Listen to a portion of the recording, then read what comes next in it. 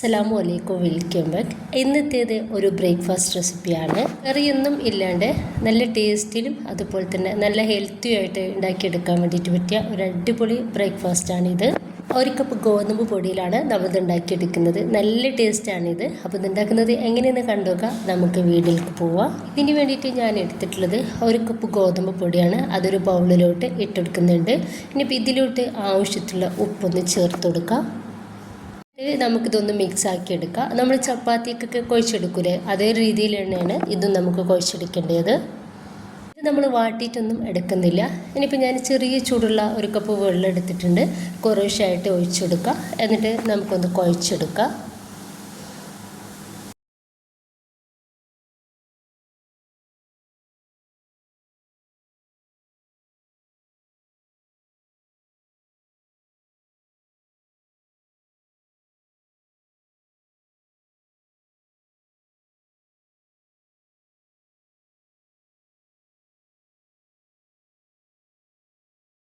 രണ്ട് മിനിറ്റോളം ഞാനിതൊന്ന് കുഴച്ചെടുത്തിട്ടുണ്ട്. നമ്മളിത് റെസ്റ്റ് ചെയ്യാനൊന്നും വെക്കുന്നില്ല. നമ്മൾ ഉടനെ തന്നെ ഇതൊന്ന് ഉണ്ടാക്കുന്നുണ്ട്. ഞാൻ പത്തിരി പലകയിലേക്ക് കുറച്ച് ഗോതമ്പ് പൊടി ഇട്ടെടുത്തിട്ട് ഞാനിത് ഒരു 4 ബോൾസ് ആക്കിയാണ് എടുത്തിട്ടുള്ളത്. ഒരു കപ്പ് ഗോതമ്പ് പൊടി വെച്ചിട്ട് 4 ബോൾസ് ആക്കി റെഡിയാക്കി എടുത്തിട്ടുണ്ട്. അപ്പോൾ ജസ്റ്റ് പത്തിരി പ്രസ്സുമ്പോൾ ഒന്ന് ഇതുപോലെ ഒന്ന് പ്രസ്സാക്കി എടുത്തിട്ടുണ്ട്. ഇനിയിപ്പോൾ നമുക്ക് ഇതൊന്ന് പരത്തിയെടുക്കാം. ഈ ഒരു തിക്നെസ്സിൽ ഞാനിതൊന്ന് പരത്തി എടുത്തിട്ടുണ്ട്. നമ്മുടെ ഒരു പത്തിരി പലക ഫുള്ളായിട്ട് തന്നെ ഞാനൊന്ന് പരത്തി എടുത്തിട്ടുണ്ട്. ചെയ്തെടുക്കുന്നത് ഇതിലേക്ക് ഇതുപോലെ കുറച്ച് ഓയിൽ സ്പ്രെഡാക്കി കൊടുക്കുകയാണ് ചെയ്യുന്നത്. ഞാനിപ്പോൾ വെളിച്ചെണ്ണയാണ് എടുത്തിട്ടുള്ളത്. ഓയിലോ വെളിച്ചെണ്ണ ബട്ടർ ഏത് വേണമെങ്കിലും എടുക്കാവുന്നതാണ്. ഇനിയിപ്പോൾ മൊത്തത്തിലായിട്ട് ഇതുപോലെ ഒന്ന് സ്പ്രെഡാക്കി കൊടുത്തതിന് ശേഷം അതിൻ്റെ മേലേക്ക് ഞാൻ കുറച്ച് ഗോതമ്പ് പൊടി ഇതുപോലെ ഒന്ന് ഇട്ടുകൊടുക്കുന്നുണ്ട്. കൈ വെച്ചിട്ട് എല്ലായിടത്തും നമുക്കിതൊന്ന് റെഡിയാക്കി കൊടുക്കാം. ഇനിയിപ്പോൾ ഒരു സൈഡിൽ നിന്നും ഇതുപോലെ ഒന്ന് മടക്കി കൊടുക്കാം. ഇവിടെയും നമുക്ക് എണ്ണ ഇതുപോലെ ഒന്ന് തേച്ചെടുക്കാം. ഇതിൻ്റെ മേലേക്ക് കുറച്ച് ഗോതമ്പ് പൊടി ഇട്ടെടുക്കാം. മറ്റേ സൈഡും നമുക്കിതുപോലെ മടക്കി കൊടുത്തിട്ട് അവിടെയും ഇതുപോലെ തന്നെ ചെയ്തെടുക്കാം.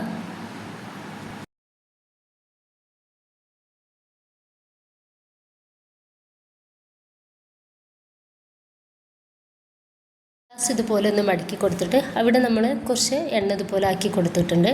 അവിടെ നമ്മൾ ഈ ഗോതമ്പ് പൊടി ഇട്ടെടുക്കുന്നില്ല കേട്ടോ. രണ്ട് സൈഡും ഇതുപോലെ ഒന്ന് മടക്കി കൊടുക്കാം.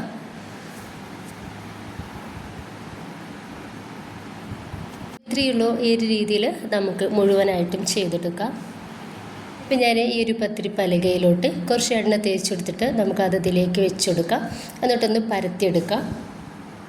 അധികം വലുപ്പത്തിൽ നമ്മളിത് പരത്തിയെടുക്കുന്നില്ല. ഒരു മീഡിയം സൈസിലായിട്ടാണ് ഇതൊന്ന് പരത്തിയെടുക്കുന്നത്.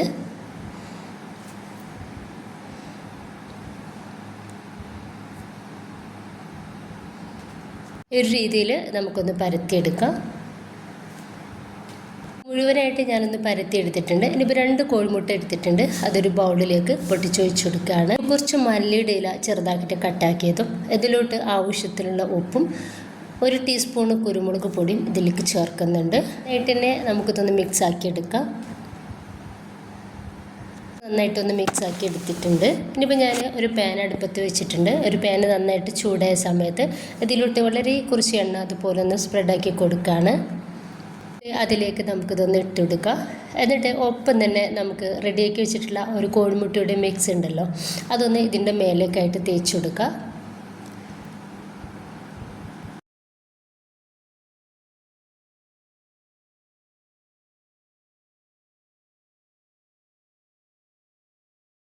നമുക്കിതൊന്ന് മറിച്ചിട്ട് കൊടുക്കുക. ആ ഒരു സൈഡിലും നമുക്കിതുപോലെ റെഡിയാക്കി എടുക്കുക.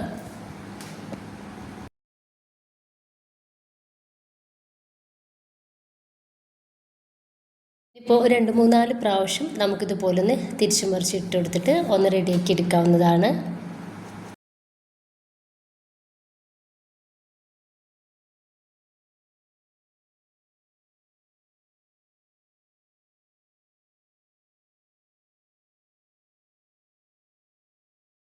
ഇപ്പോൾ ഇത് നന്നായിട്ടൊന്ന് പൊങ്ങി റെഡിയായിട്ട് കിട്ടിയിട്ടുണ്ട്. ഈ ഒരു സമയത്ത് നമുക്കിത് പാനിൽ നിന്നും എടുത്ത് മാറ്റാം. ബാക്കി കൂടി ഇതുപോലെ തന്നെ നമുക്കൊന്ന് ചെയ്തെടുക്കാവുന്നതാണ്.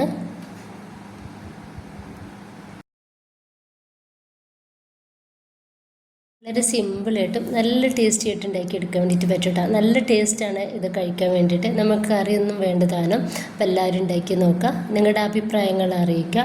ഇഷ്ടമായിട്ടുണ്ടെങ്കിൽ നിങ്ങളുടെ സപ്പോർട്ടൊക്കെ ഉണ്ടാവുക. ഇൻഷാ അല്ലാഹ്. ഓക്കെ.